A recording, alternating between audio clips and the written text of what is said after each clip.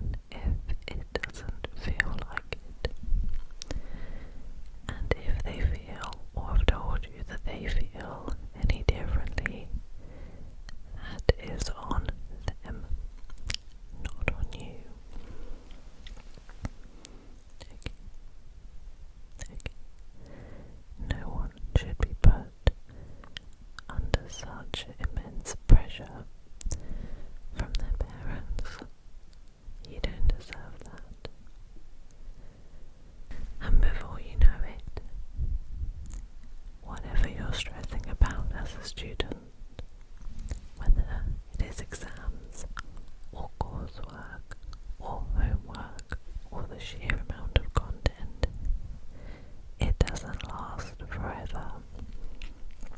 It might feel like time is going very slowly now, but I promise you that you'll look back at this time really fondly.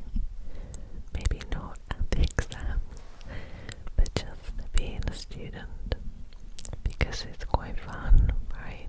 You get to learn all these things, and even in an exam, you get to show off how much you know. It is a rare time in life when people care about the in-depth, nitty-gritty things that you have learned. Someone will be paid to read what you have written and to mark it. And that doesn't happen so often in adulthood, that someone is so interested in something very specific that you are doing in detail, and you get to just show off how much you know about it, because you should be so proud of what you do know. And exams are hard. They're not supposed to be easy, and they're not supposed to feel easy. They're supposed to challenge you, and that's okay. And it's normal to feel anxious